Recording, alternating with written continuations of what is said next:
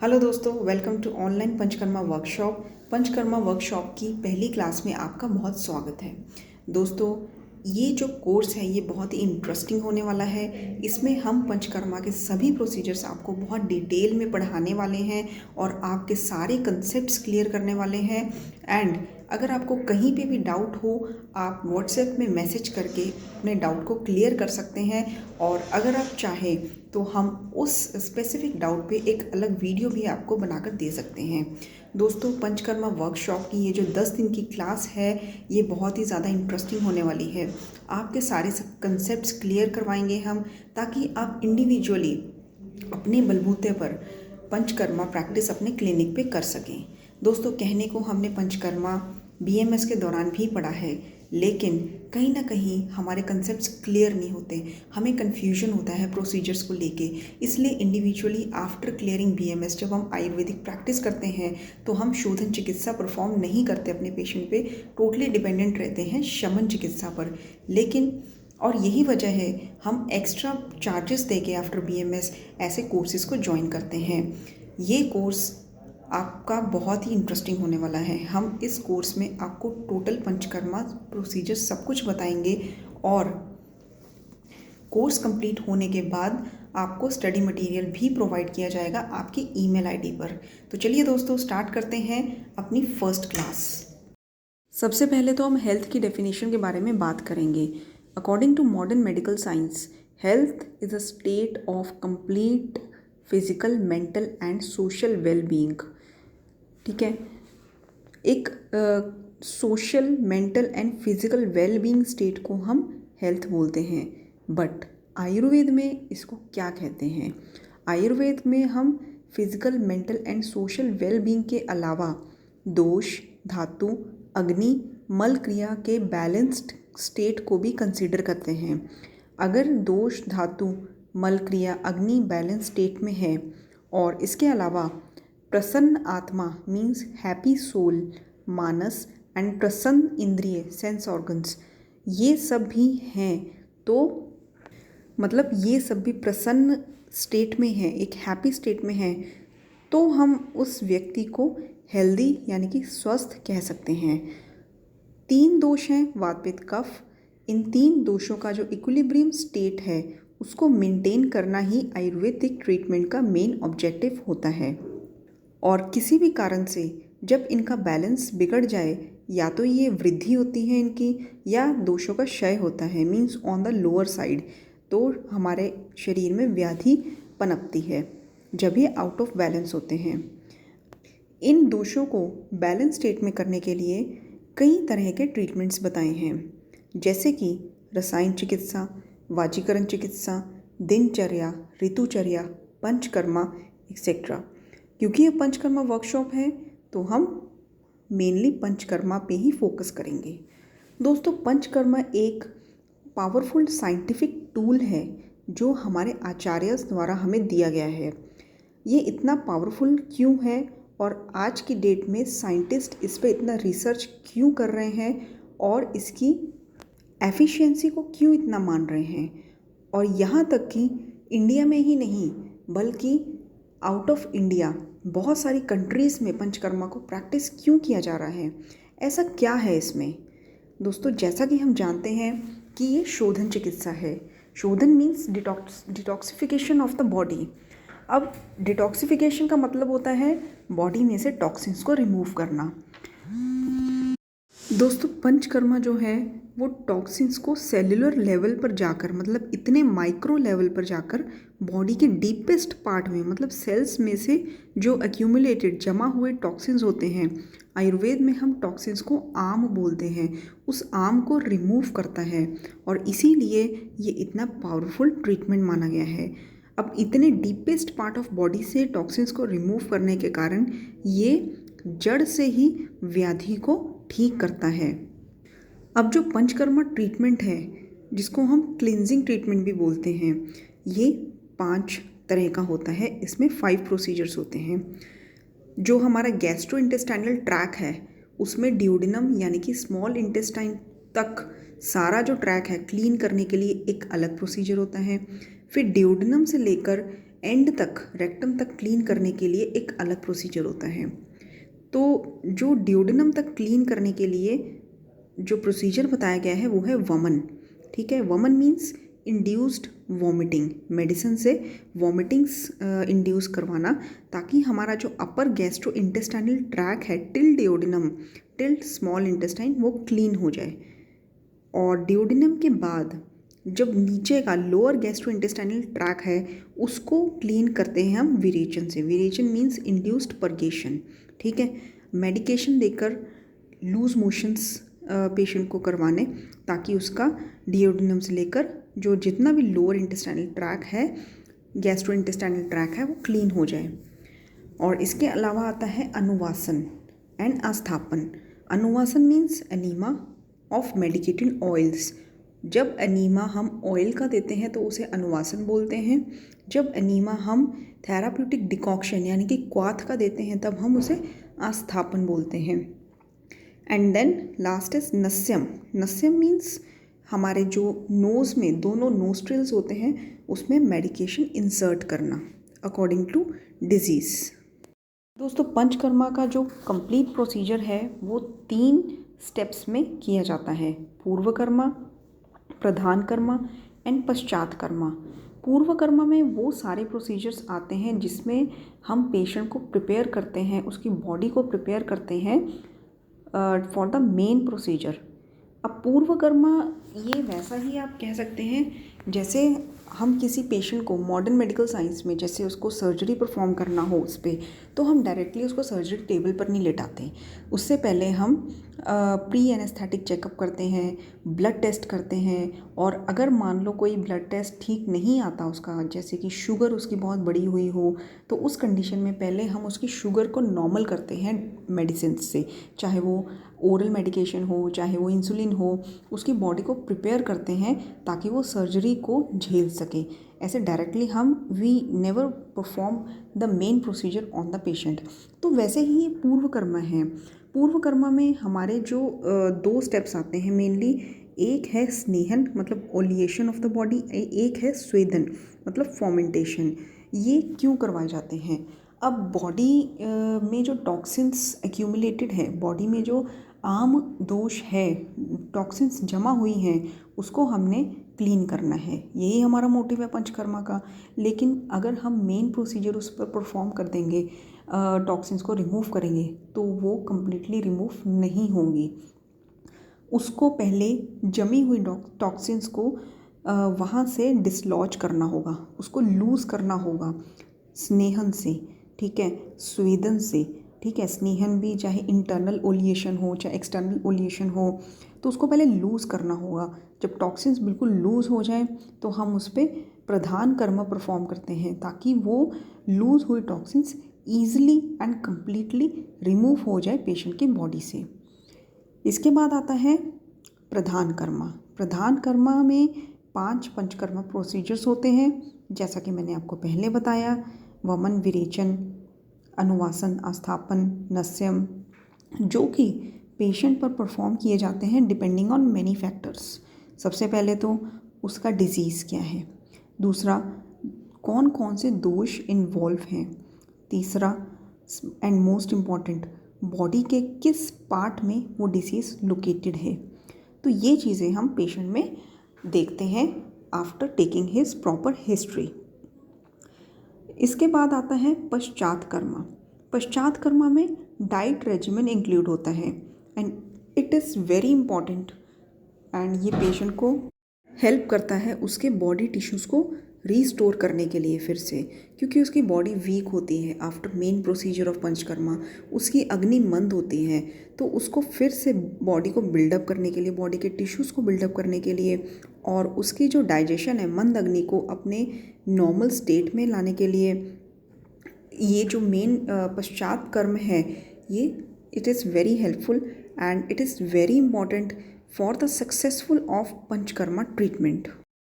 आइए पढ़ते हैं स्नेहन के बारे में। स्नेहन क्या है? स्नेहन is also called oleation therapy, means application of medicated oils और घी ऑन द बॉडी, ताकि हम बॉडी को मेन प्रोसीजर के लिए प्रिपेयर कर सकें।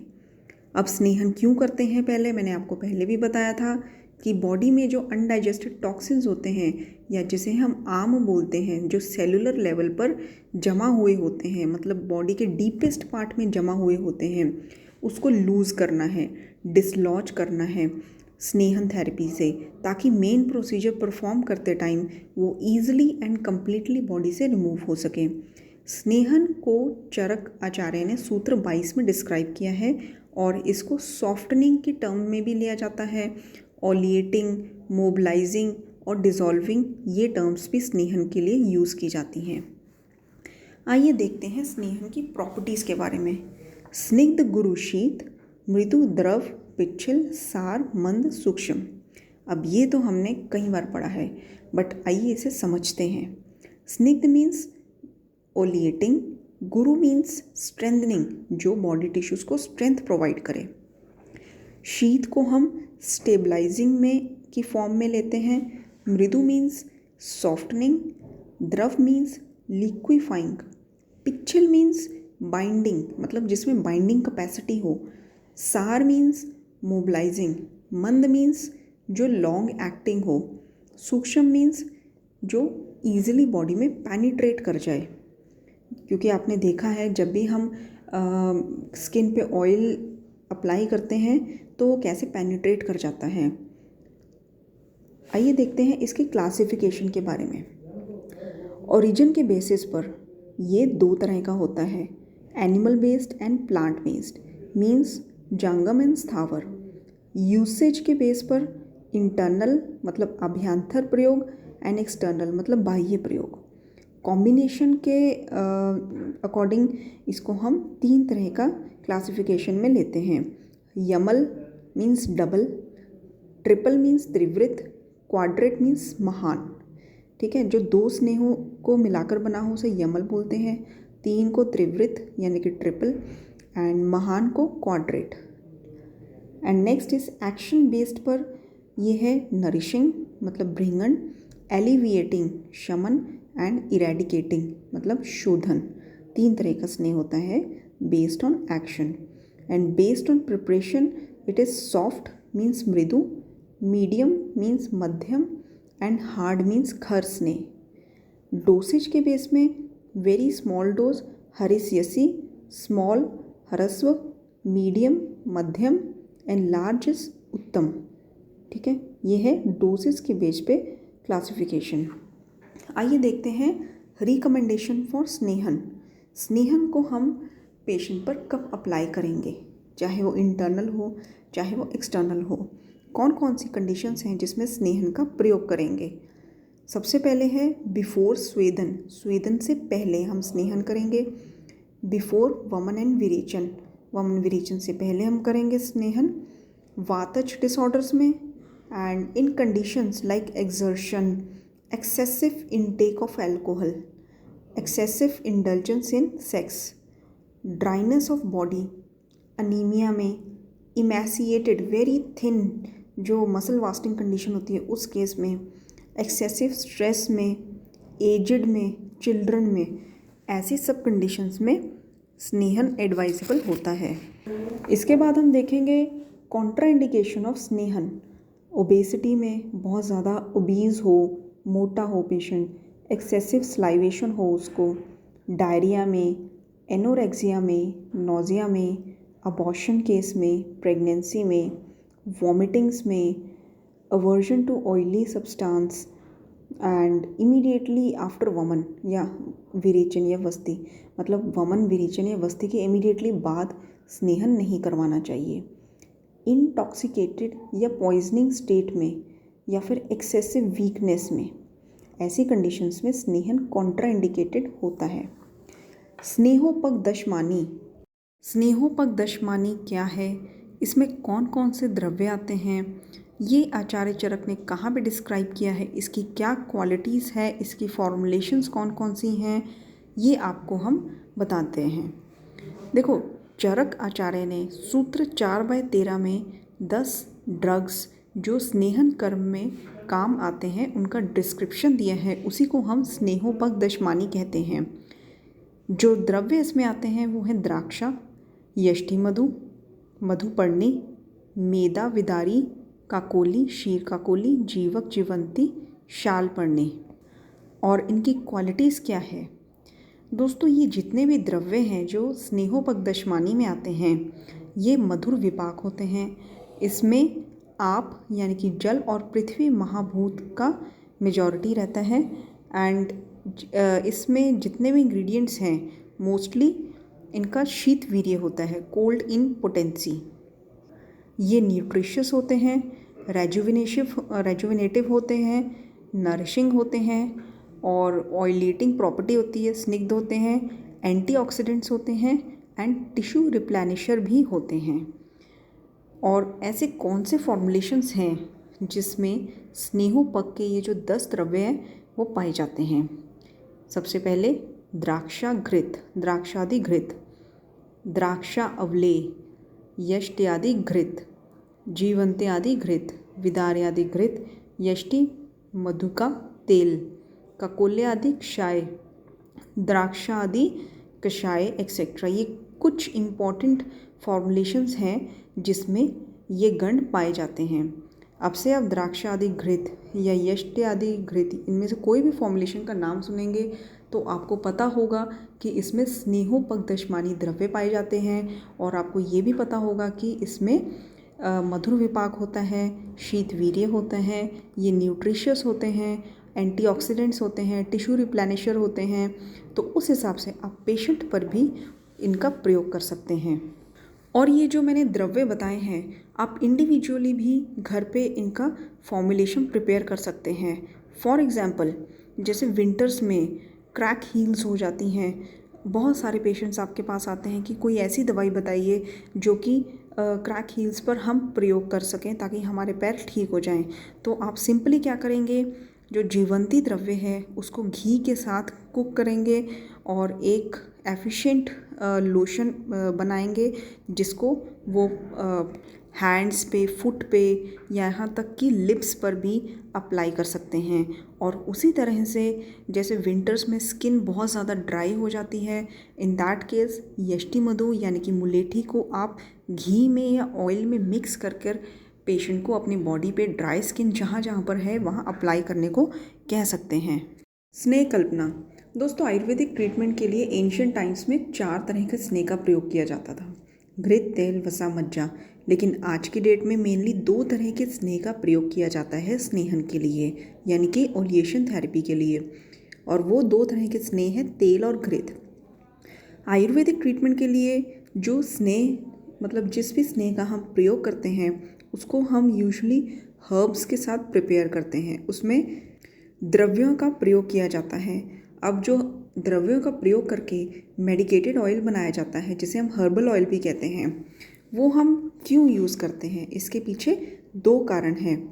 जब हर्ब्स स्नेह में प्रिपेयर करने के टाइम मिक्स होते हैं तो वो मेडिकेटेड ऑयल ज़्यादा लंबे टाइम तक यूज़ हो सकता है। और दूसरी बात है कि उस हर्ब की जो पर्टिकुलर हर्ब यानी कि द्रव्य है, जब वो तेल में मिक्स होकर उस पर्टिकुलर डिजीज़ में प्रयोग होता है तो उस हर्ब की उस डिजीज़ में एफिशिएंसी ज़्यादा बढ़ जाती है। अब ये जो हर्बल ऑयल की जिसकी हम बात कर रहे हैं, ये प्रिपेयर कैसे होता है, इसको हम स्नेह पाक यानी कि मूर्छना विधि भी बोलते हैं। सबसे पहले हमने ऑयल को एक यूटेंसिल में लिया और उसको गर्म कर लिया और फिर जो भी हमने द्रव्य यूज़ करना है उसके स्वरस को या डिकॉक्शन को ऑयल में ऐड कर लिया और ये जो मिक्सचर है इसको हीट किया।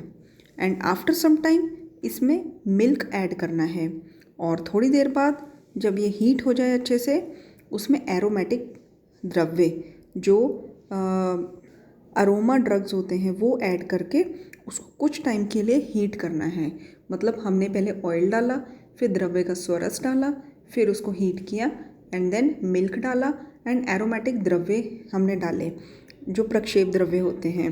और फिर लास्ट में हमने जितना भी ये मिक्सचर है उसके ही इक्वल क्वांटिटी में वाटर ऐड करेंगे और फिर इस मिक्सचर को हीट करेंगे जब तक पूरा वाटर इवेपोरेट यानी कि निर्जल ना हो जाए। और जब स्नेह सिद्धि के लक्षण आ जाएं तो उस ऑयल को छान के एक जार में यूज़ करने के लिए आप रख सकते हैं।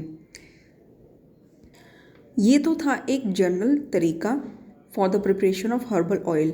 अब आप सोच रहे होंगे कि मैंने बता दिया कि ऑयल लो, ऑयल में फिर सोरस लो, फिर सोरस में दूध डालो, फिर वाटर डालो, अरोमेटिक ड्रग्स डालो, तो ये इसकी क्वांटिटी कितनी होनी चाहिए।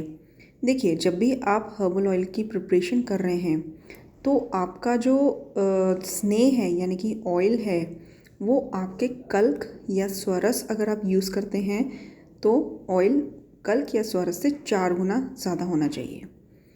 The oil should be 4 times the quantity of औषध कल्क और स्वरस। और अगर आप डिकॉक्शन यूज़ कर रहे हैं then it should be 4 times the quantity of oil. ठीक है, डिकॉक्शन ऑयल से 4 टाइम्स क्वांटिटी में होना चाहिए। अब आगे देखते हैं गोघृत की मूर्छना। गोघृत की मूर्छना के लिए मैं आपको एग्जैक्ट क्वांटिटी बता देती हूँ। हमने गाय का घृत लेना है 64 तोला, उसको हीट करना है और उसमें त्रिफला, हरिद्रा, मोथा, बिजौरा नींबू, ये सारे हर्ब्स जो हैं ये टोटल सारे हर्ब्स 50 ग्राम की क्वांटिटी में लेके इसका कल्क या स्वरस बना के उसमें ऐड करने हैं काऊ घी में and heat it for few minutes. अब इसमें डबल क्वांटिटी में, जितना ये जो मिक्सचर है उससे डबल क्वांटिटी में वाटर ऐड करना है एंड देन इसको तब तक हीट करना है जब तक सारा वाटर इवेपोरेट ना हो जाए, निर्जल ना हो जाए। और जब लास्ट में जो लेफ्ट होगा that is medicated ghee and it is ready to use. इसी तरह से तेल की मूर्छना के लिए हमने तिल तेल लेना है 64 तोला इन अ पैन एंड हीट इट। और उसमें हमने त्रिफला, मोथा, हरिद्रा, 3 द्रव्य तो सेम हो गए एंड इसके अलावा लोद्र, वटअंकुर, पुष्प एंड सुगंध वाला, मंजिष्ठा, ये सब आप कल्क फॉर्म में ऐड कर सकते हैं। अब जो हमने घृत की मूर्छना बताई थी उसमें जितने भी हमने द्रव्य लिए थे वो सारे द्रव्य मिला के टोटल क्वांटिटी 50 ग्राम्स होनी थी। लेकिन इसमें कैसे बताया है, जो आप मंजिष्ठा लेंगे वो 1/16 पार्ट ऑफ तिल तेल होगा और बाकी सारी हर्ब्स होगी that is 1/4 part of the quantity of manjishtha added. ठीक है, मतलब जो तिल तेल है उसका 1/16 पार्ट मंजिष्ठा लेना है और मंजिष्ठा का 1/4 पार्ट बाकी सारे हर्ब्स लेने हैं और उसके बाद इसको हीट करना है एंड देन डबल क्वांटिटी में वाटर ऐड करना है and heat till water gets evaporate और जो बचेगा that is medicated oil that is ready to use. अब हम जैसे कहते हैं कि हर्बल ऑयल प्रिपेयर किया और फिर उसके बाद जब स्नेह सिद्धि के लक्षण आ जाएं तब आप उसको छान कर जार में रख लीजिए। तो स्नेह सिद्धि के लक्षण आपको पता कैसे चलेंगे।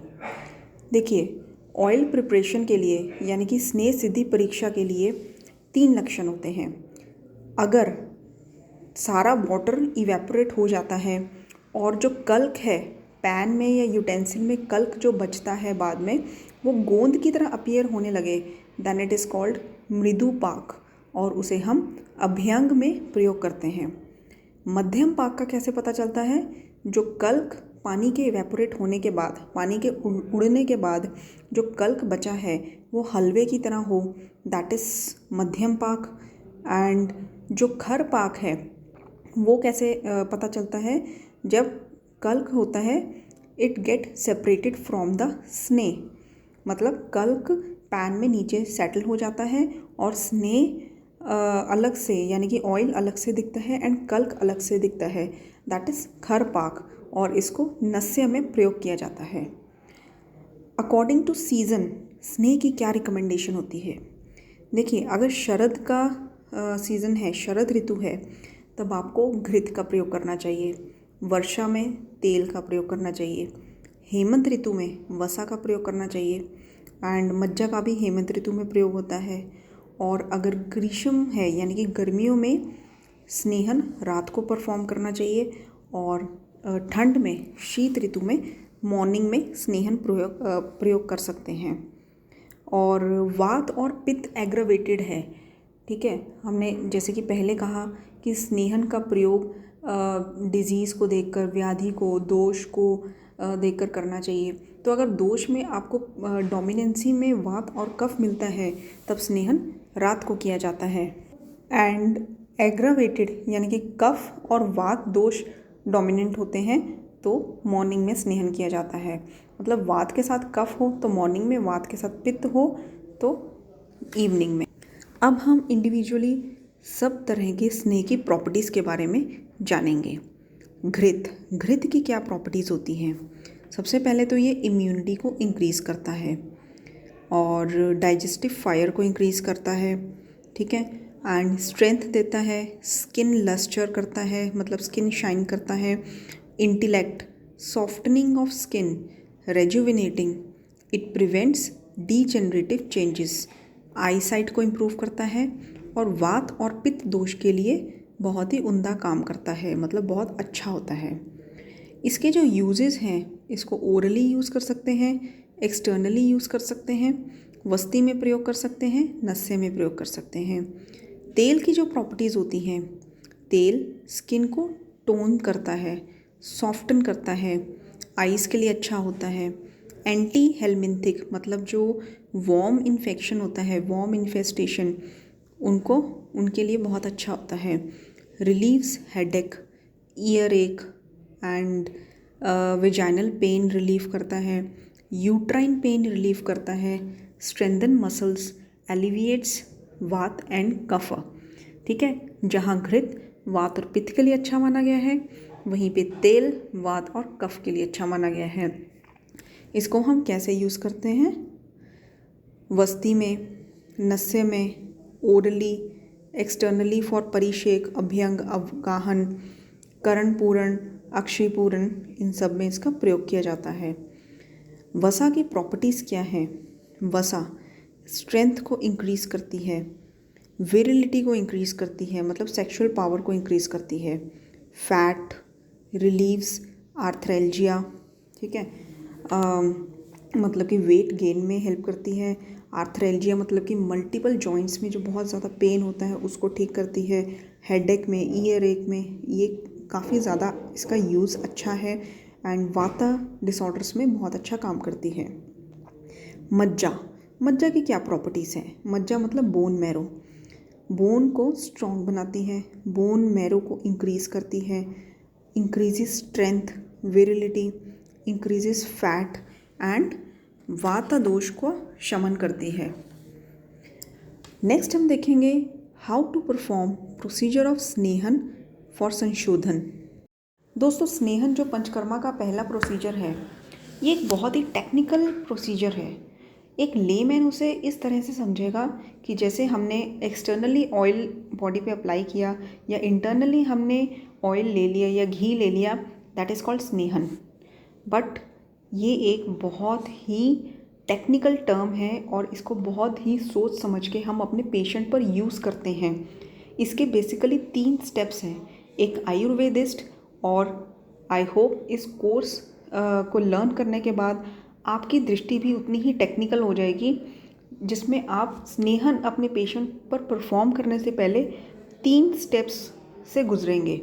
सबसे पहला है प्रीलिमिनरी प्रोसीजर। अब प्रीलिमिनरी प्रोसीजर में क्या होता है? इसमें सबसे पहले तो हम पेशेंट को एग्जामिन करते हैं, जैसे कि हम उसके दोषों के बारे में एस्टिमेशन लगाते हैं, दूष्य के बारे में जानते हैं, उसकी स्ट्रेंथ के बारे में जानते हैं, strength of the patient, strength of the disease, prognosis of the disease and उसके वाइटल साइंस। और इसके बाद इसका सेकंड जो प्रीलिमिनरी प्रोसीजर के अंडर ही सेकंड पॉइंट आता है, वो है ड्यूरेशन ऑफ स्नेहन एंड उसकी डोज को कैसे फिक्सेशन करना है कि कितनी डोज देनी है। ये सब जानने के बाद ही हम एक प्रॉपर शेड्यूल बनाते हैं पेशेंट के ओलेशन थेरेपी का, और ये सारा आता है आपके प्रीलिमिनरी प्रोसीजर्स में। पेशेंट की एग्जामिनेशन कैसे करनी है, ये आपको सारा दशविध परीक्षा पढ़ने के बाद पता चल जाएगा। और अगर आपको इसके रिलेटेड वीडियो भी चाहिए तो मैं आपको बना के दे दूँगी। एंड ड्यूरेशन को देखते हैं। देखिए, ड्यूरेशन में होता है कि अगर मृदु कोष्ठ है, मतलब सॉफ्ट बाउल हैबिट है, तो 3 दिन तक हम पेशेंट का स्नेहन करते हैं। मध्यम कोष्ठ मतलब मीडियम बाउल हैबिट 5 दिन तक, एंड क्रूर कोष्ठ hard bowel habit that is 7 days तक उसका स्नेहन किया जाता है। एंड दूष्य आतुर बल और अग्नि के बेसिस पर हम डोज फिक्सेशन कैसे करते हैं। देखिए, जो वेरी स्मॉल डोज होती है जिसे हम हरीसियसी डोज बोलते हैं, उसका डाइजेस्टिव पीरियड होता है 3 घंटे। मतलब स्नेहन की सबसे छोटी डोज 3 घंटे में पचती है। फिर उसके बाद हरस्व मतलब स्मॉल डोज 6 आवर्स में, मध्यम डोज मतलब मीडियम डोज जो होती है 12 आवर्स में, एंड उत्तम जो डोज है that is 24 hours. Very small हरीसियसी 3 घंटे, हरस्व 6 घंटे, मध्यम 12 घंटा एंड उत्तम डोज है 24 घंटे। इसके बाद आता है कि जो स्नेहन है, स्नेहन से पहले हमें डाइट कैसी देनी चाहिए पेशेंट को। डाइट होनी चाहिए स्नेहन से पहले लिक्विड, हॉट, ठीक है, एंड प्रमाण युक्त। मतलब प्रमाण युक्त मीन्स जो प्रॉपर क्वांटिटी में हो एंड डाइजेस्ट जल्दी हो। इसमें जो डाइट कॉन्ट्राइंडिकेटेड होती है, जो कॉन्ट्राइंडिकेटेड डाइट है अभिसंधि, संकीर्ण, अति स्निग्ध, ठीक है, मतलब बहुत ज़्यादा ऑयली, डीप फ्राइड, ऐसी डाइट्स जो है नहीं लेनी चाहिए क्योंकि ये लेट डाइजेस्ट होती हैं, ठीक है।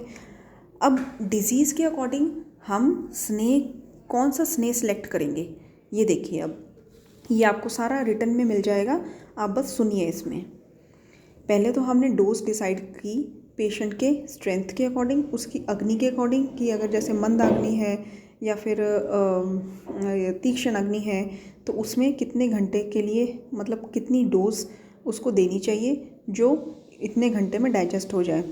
और इसके बाद हम देखते हैं सिलेक्शन ऑफ स्नेह अकॉर्डिंग टू डिजीज़। अब जैसे पायरेक्सिया है उसमें हम वासाघृत यूज़ करते हैं या द्राक्षाघृत का प्रयोग करते हैं।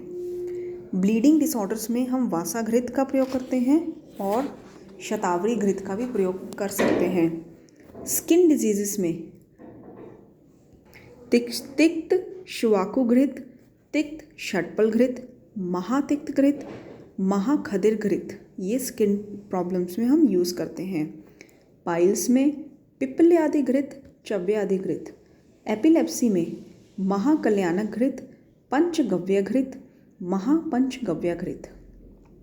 जितने भी जीआई डिसऑर्डर्स हैं उसमें रोहितक घृत, दशमूल षटपल घृत, नागरादि तैल, यवाद्या घृत, स्नूही शीर घृत।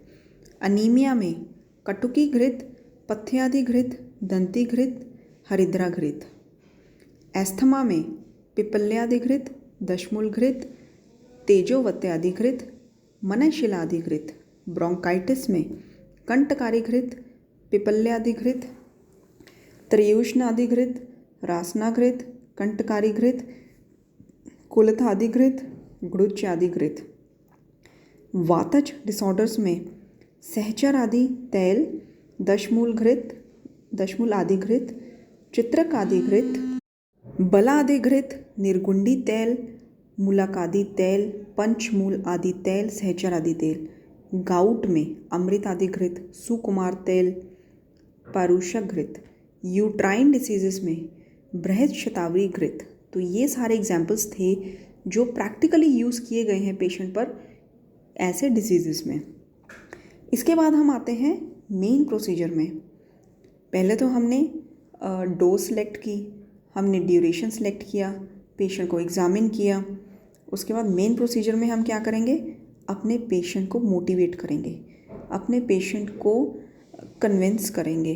वो कैसे होगा, जब आपको खुद सारे प्रोसीजर का डिटेल पता होगा, आप उसमें खुद एक्सपर्ट होंगे और आपको पूरा कॉन्फिडेंस अपने आप में होगा। इसी दौरान आप पेशेंट को मोटिवेट करेंगे। एंड जो स्नेह है वो अर्ली मॉर्निंग उसको देना स्टार्ट करेंगे। एंड स्टार्ट विथ हरीसियसी मात्रा, मतलब 25 ml या 25 ग्राम में स्टार्ट करेंगे एंड डेली उसको इंक्रीज़ करेंगे depending on the digestive capacity of the patient. और स्नेह पान के बाद आप उसको वार्म वाटर देंगे, ठीक है। एंड अगर अनुपान की बात करें तो अगर आपने स्नेह में घृत का प्रयोग किया है तो घृत पान के लिए वार्म वाटर यूज़ करेंगे। तेल पान के लिए यूष का प्रयोग करेंगे, वसा के लिए मांड का प्रयोग करेंगे और मांड का प्रयोग मज्जापान में भी किया जाता है। दोस्तों ये सारा जो मैं आपको बता रही हूँ ये सारा आचार्य चरक ने अपने संहिता में डिस्क्राइब किया हुआ है। अब जो स्नेह डाइजेस्ट हुआ है उसके क्या फीचर्स हैं, ठीक है। जीर्णयाम स्नेह लक्षणम, जो डाइजेस्टेड स्नेह है उसके क्या लक्षण होंगे। If the patient is still digesting the स्नेह, अगर वो स्नेह को पचा रहा है तो उस दौरान उसके लक्षण क्या होंगे। उसको हेड में हैवीनेस होगी, सिर में भारीपन, चक्कर आना, गिडीनेस होगी, थकावट होगी, एक्सेस सलाइवेशन होगी, लैक ऑफ इंटरेस्ट, सुस्ती पड़ेगी, ड्राउजीनेस होगी, ठीक है। और अगर उसने इसके बाद स्नेह डाइजेस्ट कर लिया, जीर्ण स्नेह लक्षण, तो lightness of mind, lightness of body and gas pass मतलब फ्लैटस पास होगी, एपेटाइट उसकी इंक्रीज़ होगी, उद्गार शुद्धि होगी, ये सब लक्षण हैं। और ऐसे क्या लक्षण होते हैं जिससे हमें पता चले कि जो स्नेह है वो प्रॉपर डाइजेस्ट हुआ है, मतलब सम्यक स्निग्ध हुआ है, या अंडर डाइजेस्ट हुआ है मतलब असम्यक स्निग्ध, या ओवर स्निग्ध हुआ है, अति स्निग्ध जिसे हम बोलते हैं। तो प्रॉपर स्निग्ध में मतलब सम्यक स्निग्ध के लक्षण होते हैं कि जो हमारी डाइजेस्टिव फायर होती है वो इंक्रीज़ होती है, वेल फॉर्म्ड स्टूल आता है, बॉडी में लाइटनेस फील होती है, स्किन सॉफ्टनिंग होती है, स्टूल जो होता है वो ऑयली होता है एंड फ्लैटस पास होती है।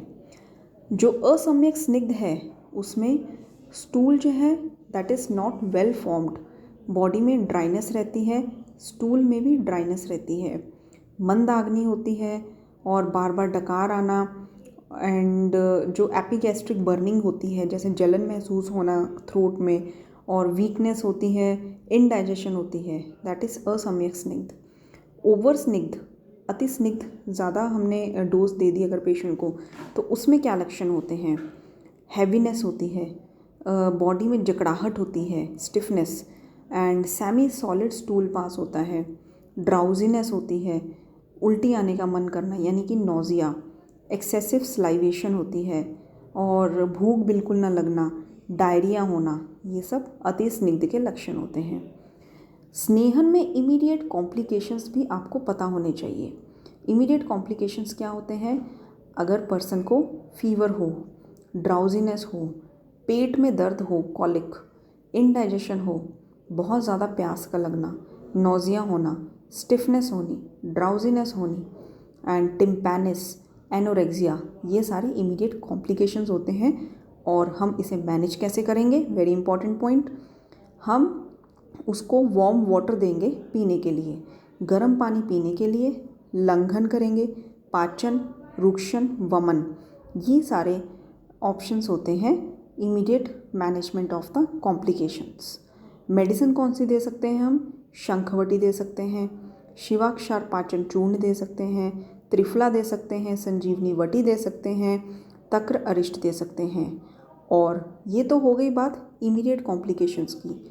लेट कॉम्प्लिकेशंस क्या होते हैं, जैसे कि स्किन डिजीज़ होना, इन्फ्लामेशन होना, पाइल्स की प्रॉब्लम होना, स्टिफनेस होना, प्रूराइटिस मतलब कि itching in the genital organ, GI disorders होना, अनीमिया होना, डायरिया होना, एंड इसकी management according to the disease होगी। पोस्ट प्रोसीजर में हम क्या करते हैं। सबसे पहले we have to advise patient कि उसे क्या क्या नहीं करना। Avoid sex indulgence, retention of natural urges, वेग धारण नहीं करना like stool, flats, urine, stress नहीं लेना, anxiety, tension, excessive cold environment में या एक्सेसिव हॉट कंडीशंस में नहीं रहना, एक्सर्शन ज़्यादा नहीं करनी है, जर्की ट्रैवलिंग नहीं करनी, exposure to fumes, dust, awakening in night यानी कि रात्रि जागरण या दिन में सोना, अभिसंधि, रूक्ष डाइट, ये सब अवॉइड करना है। And take warm water for drinking, bathing and light diet लेनी है। इसके बाद आ जाता है दोस्तों स्नेह की प्रविचारणाएँ। स्नेह की आचार्य चरक ने 24 प्रविचारणाएँ बताई हैं। For soft bowel habit and मृदु कोष्ठ।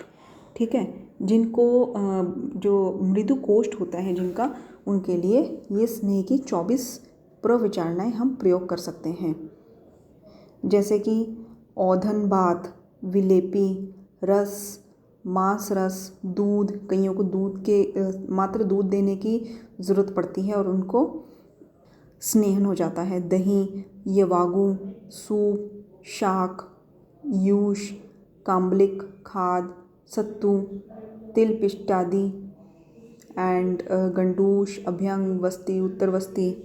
तो ये स्नेह की 24 प्रविचारणाएँ हैं for soft bowel habit and मृदु कोष्ठ। स्नेह की क्या इम्पोर्टेंस है? देखिए, स्नेहन जो है ये अपने आप में ही बहुत सारे व्याधियों का ट्रीटमेंट है, स्पेशली वातज व्याधियों का। बस इसमें एक ही शर्त है, आप इसको बहुत ही केयरफुली परफॉर्म कीजिए। मैंने आपको पहले भी कहा, it's not only applying oil on the body और टेकिंग ओरली द ऑयल और घी। इसमें आपको पेशेंट को प्रॉपर एग्जामिन करना है दशविध आतुर परीक्षा के थ्रू। फिर उसके बाद उसका ड्यूरेशन फिक्स करना है, उसकी व्याधि के अकॉर्डिंग, उसके दोष के अकॉर्डिंग, उसकी स्ट्रेंथ के अकॉर्डिंग, उसकी अग्नि के अकॉर्डिंग स्पेशली। एंड फिर उसके बाद उसकी डोज फिक्सेशन करनी है और उसके बाद फिर उसके व्याधि के अकॉर्डिंग स्नेह का सिलेक्शन करना है।